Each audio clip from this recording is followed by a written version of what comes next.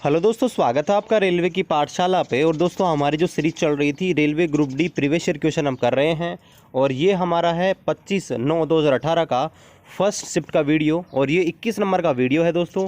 और यहाँ पर 20 वीडियो हम पहले डाल चुके हैं और यहाँ पर पिछले जो आप हमारे अगर लेक्चर्स कंटिन्यू देख रहे होंगे तो आज का लेक्चर आप देखना दोस्तों। अगर आपने मेरी पूरी क्लासेस ली हैं फिजिक्स की प्लस केमिस्ट्री की और प्रीवियस ईयर की, तो आप 25 में से 15 क्वेश्चन आज के सिर्फ आज के वीडियो में कर दोगे दोस्तों, ये मेरा वादा है। और आप अगर हमारी कंटिन्यू वीडियो देखोगे ना तो एग्जाम तक मेरा वादा है कि 90 to 95% आपके साइंस के क्वेश्चन बिल्कुल सही हो जाएंगे दोस्तों।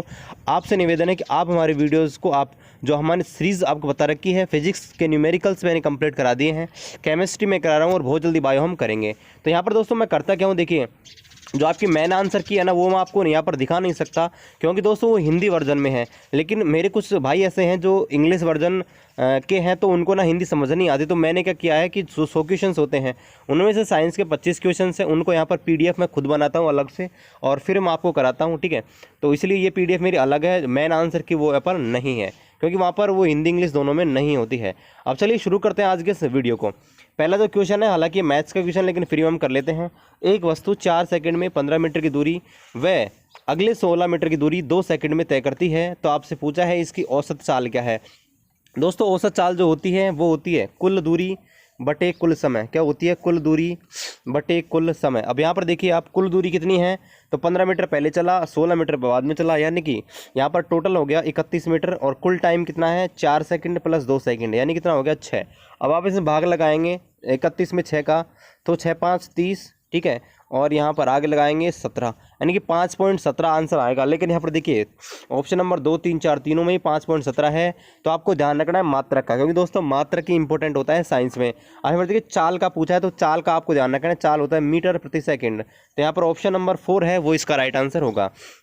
चलिए बात करते हैं किसका उपयोग सुगंध संकेतक के रूप में किया जाता है। अब दोस्तों आपके जो वनीला होता है ना, मैं आपको दिखा देता हूँ, देखिए कैसा होता है। दोस्तों ये होता है आपका वनीला, और वनीला दोस्तों एक सुगंधित पदार्थ होता है और ये देखिए इसका बहुत जगह उपयोग किया जाता है। और देखिए ये होता है, इस प्रकार से दिखता है। तो यहाँ पर यही पूछा है कि सुगंधित पदार्थ होता है दोस्तों कौन सा होता है, तो आपका वनीला इसका राइट आंसर होगा। वनीला आपके एक होता है जिसका जो आपके सुगंध संकेतक के रूप में उपयोग लिया जाता है, यानी कि सुगंध इसकी बड़ी प्यारी आती है, इसका उपयोग अलग अलग जगह किया जाता है। कौन सा ब्रायोफाइटा का सदस्य नहीं है? देखिए यहाँ पर हम बहुत जल्दी बायो शुरू करेंगे तब इसको देखेंगे।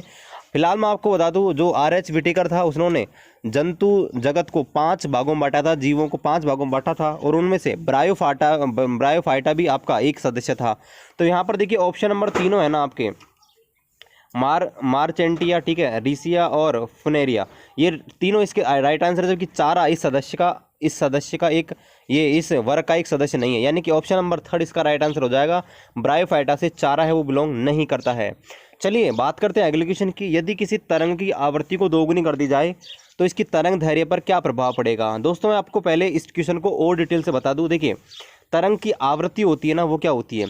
आवृत्ति का मतलब होता है कि प्रति सेकंड दोलनों की संख्या, मतलब 1 सेकंड में कितने चक्कर कर रहा है। तो देखिए जो आवृत्ति होती है, ठीक है, उसको प्रदर्शित करते हैं F से, ठीक है, F से। और आवृत्ति होती है उसको लिखते हैं 1/T, यानी कि प्रति सेकंड कितने उसने चक्कर किए, यानी कि F बराबर 1/T, ठीक है। अब दोस्तों जो लैम्डा होती है ना तरंग दैर्ध्य, ये होती है डिस्टेंस, क्या होती है? दूरी, इसको बोलते हैं दूरी। अब देखिए दोस्तों हम जानते हैं जो स्पीड होती है ना, स्पीड वो क्या होती है? दूरी बटे समय, है ना। वेग बराबर दूरी बटे समय, दूरी क्या हो जाएगी? लैम्डा, और समय दोस्तों क्या हो जाएगा? 1/T, ठीक है, वो आपके T हो जाएगा, समय T। अब यहाँ पर देखिए V बराबर λ/T है ना, लेकिन 1/T का मान क्या है दोस्तों? F है, तो मैं क्या रखूँगा? λF। तो V बराबर क्या आ जाएगा दोस्तों? λF। V बराबर आ गया λF। आपसे ये पूछा है कि यहाँ पर तरंग की आवृत्ति को दोगुनी कर दी जाए, है ना। अब देखिए मैं इनके बीच रिलेशन यहाँ से निकालता हूँ। पहले मान लीजिए F बराबर निकालना है, तो F बराबर लैम्डा को इधर भेजूंगा तो V/λ, ठीक है। तो इस समीकरण से ये स्पष्ट हो जाएगा कि F समानुपाती है 1/λ के, यानी कि ये एक दूसरे के क्या होते हैं? व्युत्क्रमानुपाती होते हैं। अगर मैं आपसे डायरेक्ट कहता ना कि आप रट लो व्युत्क्रमानुपाती होते हैं तो फिर आपको थोड़ी प्रॉब्लम हो जाती, तो मैंने आपको डिटेल से बता दिया। यानी कि दोस्तों व्युत्क्रमानुपाती का मतलब होता है कि एक अगर बढ़ेगा दूसरा यहाँ पर घटेगा। अब दोस्तों यहाँ पर बोला है कि दोगुनी कर दी जाए, तो दोगुनी का मतलब दो को नीचे ले लेंगे 1/2, यानी कितनी हो जाएगी? पहले की आधी, ठीक है। तो पहले क्या हो जाएगी? आधी। ऑप्शन नंबर 3 है वो इसका राइट आंसर होगा। चलिए देखते हैं अगले क्वेश्चन को। कौन सा समूह वर्ग 17 से संबंधित नहीं है? मैंने आपको वर्ग 17 से याद करने की ट्रिक बताई थी, आधुनिक आवर्त क्वेश्चन हमने कर लिए हैं, उन वीडियो को आप प्लेलिस्ट में आके देख सकते हैं। तो यहाँ पर देखिए मैंने आपको बताया था फिर कल बाहर आई अंटी, ठीक है, और इसको आप देखेंगे तो यहाँ पर देखिए ये सारे वर्ग 17 के तत्व होते हैं। अब देखिए यहाँ पर ऑप्शन नंबर 2 है वो इसका राइट आंसर हो जाएगा। आर्गन आपके वर्ग 17 का तत्व नहीं है, आर्गन वर्ग 18 का तत्व होता है। चलिए क्वेश्चन नंबर 6 है वो एक न्यूमेरिकल है, न्यूमेरिकल को देखते हैं। यदि किसी वस्तु पर 200 न्यूटन बल लगाने पर उसमें किया गया कार्य 1000 जूल है तो उसका विस्थापन ज्ञात कीजिए। अब देखिए दोस्तों मैंने आपको जब कार्य के न्यूमेरिकल कराए थे तो बोला था कार्य जो होता है दोस्तों वो होता है बल इंटू विस्थापन। कार्य होता है बल इंटू विस्थापन, क्या होता है वर्क बराबर फोर्स इंटू डिस्प्लेसमेंट। अब देखिए कार्य आपको दे रखा है कितना 1000 जूल, ठीक है 1000 जूल दे रखा है। बल आपसे पूछा, बल आपको दे रखा है 200 न्यूटन और डिस्प्लेसमेंट यानी विस्थापन की वैल्यू पूछिए एक्स। तो एक्स को मानने के लिए क्या करेंगे, इस 200 का 1000 में भाग देंगे, तो 200 का 1000 में भाग देंगे तो आंसर आ जाएगा 5 मीटर, ठीक है। ये तो पूछा है विस्थापन 5 मीटर, ठीक है, बहुत ईजी क्वेश्चन है। चलिए क्वेश्चन नंबर 7 को हम देखते हैं। एक वस्तु का द्रव्यमान 30 किलो है, यदि इसका प्रारंभिक वेग 5 मीटर प्रति सेकंड है तो इसकी गति ऊर्जा ज्ञात कीजिए। देखिए गति ऊर्जा दोस्तों होती है ई के बराबर 1/2 mv², बिल्कुल सिंपल सा फॉर्मूला होता है ये। और यहाँ पर तो यहाँ पर देखिए यहाँ पर हम रखेंगे 1/2 mv², m का मतलब है 30 और v का स्क्वायर मतलब 5 का स्क्वायर। तो यहाँ पर 5 का स्क्वायर करेंगे, 2 को उड़ाएंगे 15 से और 15 × 25, 15 × 25 आप करोगे तो इसका आंसर शायद 375 आ जाएगा। आप इसको हल कर लेना 375 और ऊर्जा होती है वो आती है जूल में, ठीक है, इसको आप हल कर लेना। चलिए बात करते हैं अगले क्वेश्चन के, लेंस सूत्र कौन सा है। अब देखिए लेंस के ऊपर मैंने ऑलरेडी लेक्चर डाल के उसका कंप्लीट क्वेश्चंस करा दिए हैं। ये होता है लेंस सूत्र 1/v - 1/u बराबर 1/f। यहाँ पर u होती है दोस्तों वो होती है ऑब्जेक्ट की यानी कि वस्तु की आपके मिरर से दूरी, दर्पण से दूरी। v होती है वो होती है आपकी जो प्रतिबिंब बनता है, रिफ्लेक्शन इमेज बनती है उसकी आपके उसके आपकी दर्पण से दूरी। और जो f होती है दोस्तों उसको बोलते हैं फोकल लेंथ या फोकस दूरी, ठीक है, ये आपको ध्यान रखना है। ये इसका राइट आंसर हो जाएगा, ठीक है, मैंने एक ही उत्तर लिखा है। चलिए ये क्वेश्चन मैंने कल कराया था, जब कल मैंने लेक्चर डाला था अभिक्रियाओं के प्रकार, अगर वो वीडियो आपने देखा होगा तो यहाँ पर ये क्वेश्चन आपका गलत नहीं होगा। मैंने आपको बताया था, देखिए इसमें पूछा है अभिक्रिया का प्रकार बताइए, और मैंने आपको कल क्वेश्चन करा के बताया था ये वाला। अब देखिए मैंने आपको बताया था अगर किसी विलयन से कोई अधिक क्रियाशील परमाणु कम क्रियाशील परमाणु को प्रतिस्थापित कर देता है, मतलब देखिए यहाँ पर Fe था, Fe को जब हमने कॉपर सल्फेट में डाला तो इस कॉपर सल्फेट में सल्फेट को Fe ने भगा दिया, ठीक है, क्योंकि जो Fe था वो ज़्यादा क्रियाशील था तो उसने क्या कर दिया यहाँ से इसको ब्रेक कर दिया, और ब्रेक करने के बाद Fe SO4 से खुद जुड़ गया, यहाँ पर देखिए FeS4 और कॉपर को यहाँ से अलग कर दिया। यानी कि जब अधिक क्रियाशील परमाणु कम क्रियाशील परमाणु को प्रतिस्थापित कर देता है, ऐसे अभिक्रिया को बोलते हैं विस्थापन या डिस्प्लेसमेंट। तो यहाँ पर देखिए कॉपर सल्फेट में से कॉपर का डिस्प्लेसमेंट कर दिया Fe ने, ठीक है, तो ये इसका राइट आंसर हो जाएगा। उस वीडियो को आप देखेंगे तो और बेहतर समझ आएगा। पारे का अयस्क कौन सा है, ये क्वेश्चन भी मैंने ऑलरेडी करा दिया है दोस्तों। आपको एक PDF मिल जाएगी टेलीग्राम पे, जहाँ पर आपको बताया कि जो तत्व होते हैं वो कहाँ कहाँ काम आते हैं, उनके अयस्क कौन कौन से, उसके ऊपर मैंने PDF बना के डाल रखा है, तो आपको पता होगा सिनेबार इसका राइट आंसर होगा पारे का। चलिए बात करते हैं, ये भी हमारा पहला ही है, इसको पहले ही हमने करा दिया है। देखिए पृथ्वी पर किसी वस्तु का द्रव्यमान 10 किलो है, यानी कि m का मान आपको दे रखा है 10 किलो, तो इसका भार कितना होगा। मैंने आपको बताया था W बराबर होता है दोस्तों mg, यानी कि वेट बराबर मास इंटू ग्रेविटेशनल एक्सेलरेशन, यानी कि W बराबर निकालेंगे, देखिए m का मतलब है 10 और g का मान देखिए या तो आपको 10 लेना है या ऑप्शन में देखना है कि आपको क्या दिया है। तो मान लीजिए 9.8 होता है, तो देखिए 9.8 को 10 से गुणा करेंगे तो दोस्तों आंसर आ जाएगा 98, और 98 क्या आ जाएगा न्यूटन, ठीक है, ये इसका राइट आंसर होगा। चलिए बात करते हैं कौन सा कृमि हाथी पाँव का कारण होता है। अब दोस्तों मैं आपको बता दूं हाथी पाँव जो होता है वो होता क्या है, पहले आपको ये बता देता हूँ दोस्तों। हाथी पाँव होता है जिसमें क्या होता है, अगर इसको हम फाइलेरिया भी बोलते हैं, इसमें क्या होता है व्यक्ति का एक पैर फूल जाता है बहुत ज़्यादा, या आपका पैर नहीं, आपका कोई सा भी अंग विशेष रूप से पैर फूलते हैं, लेकिन कोई सा भी अंग जैसे जनन अंग है वो भी आपके फूल जाते हैं। तो ये एक प्रॉब्लम होती है, एक बीमारी होती है जो कि आपके कृमि के माध्यम से होती है। तो उस कृमि का नाम से पूछा है, तो देखिए फाइलेरिया के नाम से भी इसको जाना जाता है, तो इसका राइट आंसर होगा फाइलेरिया वर्म, ठीक है, फाइलेरिया भी इसको बोलते हैं इस रोग को, हाथी पाँव को, ठीक है, तो इसका राइट आंसर हो जाएगा। और दोस्तों क्वेश्चन नंबर 13 है, ये भी रिपीटेड है, या इसको उन्होंने पहले शिफ्ट में करा दिया है। तो यहाँ पर देखिए एक बंदूक की गोली का द्रव्यमान आपको दे रखा है, ठीक है, 12 ग्राम है, तो मैं यहाँ पर साइड में लिख लेता हूँ m बराबर 12 ग्राम, ठीक है। यह 0.006 यानी कि आपको टाइम दे रखा है t बराबर 0.006 सेकंड, ठीक है, बंदूक से निकलती है और इसका वेग 300 है, 300 मीटर प्रति सेकंड लगाना मैं भूल गया, ठीक है, यानी कि v का मान आपको देखा है 300 मीटर प्रति सेकंड, ठीक है। तो इसके द्वारा बंदूक पर लगाया गया बल क्या होगा। अब जो दोस्तों मैंने आपको क्रिया प्रतिक्रिया रूल पढ़ाया था, तो आपसे बोला था कि जब बंदूक की गोली बाहर निकलती है ना, तो वो बंदूक के ऊपर एक प्रतिघात वेग लगाती है, ठीक है, तो उसे बोलते हैं इस पर लगाया गया प्रतिबल। अब देखिए बल का मान पूछा, तो बल बराबर होता है F बराबर ma, ठीक है, F बराबर ma। अब देखिए इसको कैसे निकालेंगे, m बराबर आपको दे रखा है कितना, m बराबर दे रखा है 12 ग्राम, तो 12/1000। पहले तो इसको हल करेंगे, क्योंकि 1000 का भाग लगाएंगे तब जाकर किलोग्राम बदलेगा। अब ए होता है दोस्तों, वो होता है आपके त्वरण। त्वरण क्या होता है, v minus you upon T, यानी कि अंतिम वेग माइनस प्रारंभिक वेग। अब देखिए जब बंदूक की गोली छोड़ी जाएगी ना, तो उसका अंतिम वेग 0 आएगा, लेकिन प्रारंभिक वेग दोस्तों क्या होगा आपको दे रखा है। तो यहाँ पर देखिए एक ही वेग आएगा, मतलब कितना आएगा 300 और 300, ठीक है, और टी का हम भाग लगाएंगे, टी का बराबर आपका 0.006, ठीक है। अब यहाँ पर इसको आप हल कर लेना, ठीक है, जो भी आंसर आ जाएगा वो यहाँ पर आ जाएगा। अब यहाँ पर देखिए इसको हल करेंगे दोस्तों, आप यहाँ पर देखिए ये 6 से मैं उड़ाता हूँ 2 को, तो ये 2 और 300 × 2 यानी कि 600 न्यूटन इसका राइट आंसर आ जाएगा, ऑप्शन नंबर 4।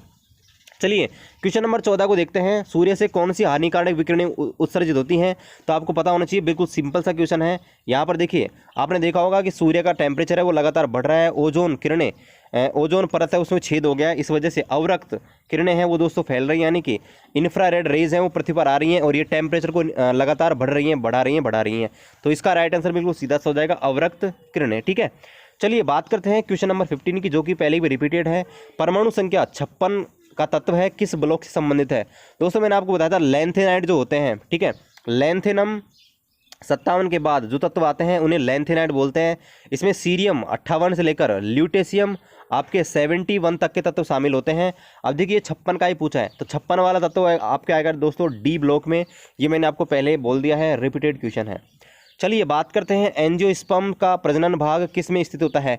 एंजियोस्पर्म के बारे में हम आपको पहले ही बता दिया था, और डिटेल से हम जब आपको RH व्हिटेकर की जब वर्गीकरण पढ़ेंगे तब हमको बताएंगे। अब देखिए एंजियोस्पर्म होता है, उसका जो प्रजनन भाग होता है दोस्तों, वो आपको ध्यान रखना है, उसके पुष्प के अंदर छुपा रहता है, पुष्प में ही स्थित होता है। चलिए अगला जो क्वेश्चन है वो ये है कि पानी का वाष्पीकरण कब शुरू हो जाता है। यानी कि आपसे पूछा कि पानी है ना, वाष्पीकरण का मतलब होता है कि वाष्प बनकर उड़ना। अब देखिए पानी को जब हम गर्म करते हैं ना, तो ये कोई निश्चित तापमान नहीं होता है कि इस तापमान पर आपका भाप बनकर उड़ जाए। तापमान तो होता है दोस्तों, लेकिन जब हम गर्म करते हैं ना, तब भी उसका मतलब आप बोलेंगे कि उसका वाष्पीकरण शुरू हो जाता है। यानी कि 100 डिग्री पर तो उसका पूरी तरह वाष्पीकरण हो जाएगा, लेकिन 10 डिग्री पर भी 20 डिग्री पर भी उसका जो वाष्पीकरण है ना, वो कुछ न कुछ होता रहता है, ठीक है, लेकिन 100 डिग्री पर पूरी तरह हो जाएगा। तो हम बोलेंगे कि सभी तापमान पर पानी का वाष्पीकरण दोस्तों होता रहता है।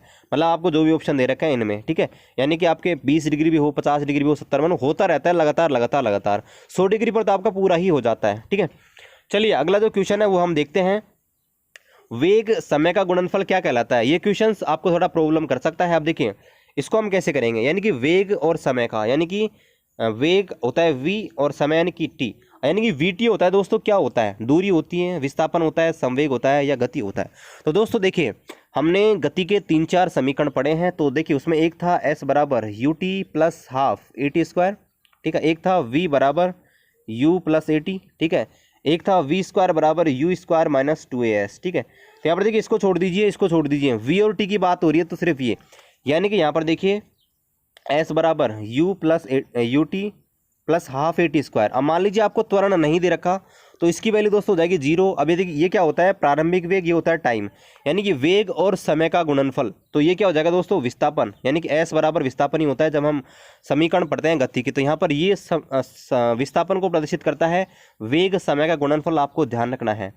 चलिए अगला क्वेश्चन है क्वेश्चन नंबर 19, वो हम देखते हैं, लार ग्रंथि से कौन सा एंजाइम निकलता है। देखिए लार ग्रंथि से 2 एंजाइम निकलते हैं, पहले भी ये क्वेश्चन है रिपीटेड है, तो चलिए मैं आपको दिखा देता हूँ कौन कौन से निकलते हैं। देखिए आपके 2 एंजाइम निकलते हैं, जिसका नाम होता है, पहला होता है टालिन और दूसरा होता है एमिलेज। तो आपको ध्यान रखना है, टालिन होता है दोस्तों वो आपके पॉलीसैकेराइड के होते हैं, ठीक है। ये दोनों क्या काम करते हैं, पॉलीसैकेराइड जो होते हैं, जैसे स्टार्च होता है, ग्लाइकोजन होता है, इनका दोस्तों क्या करते हैं, इनको छोटे छोटे भागों में तोड़ते हैं, ठीक है।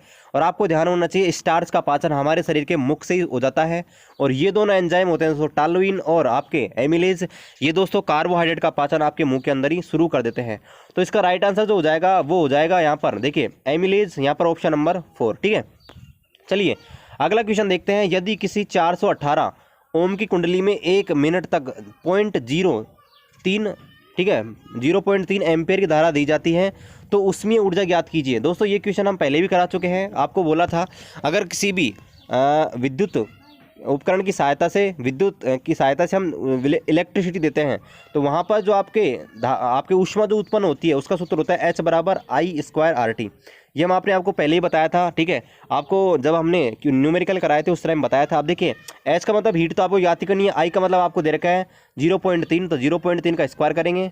R आपको देगा रेजिस्टेंस जिसका मान है 418, और T आपको टाइम दे रखा है। टाइम आपको ध्यान रखना है सेकंड में लेना है। अब यहाँ पर मिनट में दे रखा है तो सेकंड में कन्वर्ट करेंगे तो 60 से मल्टीप्लाई कर देंगे और इसको हल कर लेंगे तो हमारा आंसर दोस्तों आ जाएगा। इसको आप हल कर लेना। चलिए अगला जो क्वेश्चन है वो हम देखेंगे MgCO3 के 21 ग्राम में मैग्नीशियम के कितने मोल हैं। दोस्तों मोल के ऊपर हमने वीडियो ऑलरेडी बना दिया है, उसमें आपको अणुभार क्या होता है, प्रोटॉन संख्या, न्यूट्रॉन संख्या ये कैसे निकालते हैं और मोल्स कैसे निकालते हैं ये हम केमिस्ट्री में करा चुके हैं। उसको आप वहाँ से देखेंगे तो और बेहतर आपको और समझ आ जाएगा। अब यहाँ पर देखिए आपसे पूछा है कि MgCO3 है, उसमें आपसे पूछा है कि मैग्नीशियम के कितने मोल्स स्थित हैं। अब देखिए आपको दे रखा है कि मैग्नीशियम है, ठीक है। अब देखिए निकालने का तरीका क्या होता है कि जिसका पूछा है ना, मैग्नीशियम का पूछा है तो मैग्नीशियम का तो ऊपर ले लो, और किसके सापेक्ष पूछा है, MgCO3 के सापेक्ष। ये फॉर्मूला होता है, ठीक है। Mg किसका ज्ञात करना है, किसका ज्ञात करना है, Mg का, किसके सापेक्ष, MgCO3 के सापेक्ष, बस इतना सा करना है। अब देखिए Mg का आपको दे रखा कितना होता है 21 बटे MgCO3 का, देखिए Mg का खुद 21 हो जाएगा, ठीक है। C कार्बन का होता है 12, O3 है, O3 का मतलब है यहाँ पर 16 दूना 32, 16 3 48, इतना हो जाएगा। अब देखिए इनको ऐड करेंगे तो 21 और भाग यहाँ देखिए 21, यहाँ 12 हो जाएगा। मैं आपको दिखा देता हूँ, देखिए 21 अपॉन यहाँ पर देखिए 21 प्लस 12 प्लस यहाँ पर 48, ठीक है। यानी कि देखिए 48 और 12 60, और 60 और यहाँ पर 81, यानी कि 21 बटे 81, ठीक है। इतना आंसर आएगा। और 21 बटे 81 को हल करेंगे तो यहाँ पर 0.25 मोल इसका राइट आंसर हो जाएगा, ठीक है। तो यहाँ पर आंसर आ जाएगा दोस्तों 0.25 मोल यहाँ पर होंगे। आपको मैंने उस टाइम में बताया था ग्राम में भार बटे अणुभार, इसकी सहायता से हम निकालते हैं, तो वही तरीका अपने अपनाया है। देखिए ग्राम में भार आपको दे रखा है 21 ग्राम और अणुभार हमने MgCO3 का निकाला है। अब देखिए MgCO3 का अणुभार कैसे निकालते हैं, Mg का कितना है, ठीक है 11, C कितना है 1, और कार्बन का होता है दोस्तों 12, ठीक है। MgCO3 O कितने हैं 3, और एक O का होता है यहाँ पर 16, तो 16 × 3, तो इस प्रकार से हमने इसका अणुभार निकाला है। चलिए अगला जो क्वेश्चन है वो हम देखते हैं। कांसा बनाने के लिए तांबा और जस्ते के साथ किसका उपयोग किया जाता है। तो आपको ध्यान होना चाहिए दोस्तों, कांसा जो मिश्र धातु है वो आपके तांबा, जस्ता और आपके टिन इनकी सहायता से बनाई जाती है। तो ऑप्शन नंबर 2 इसका राइट आंसर होगा।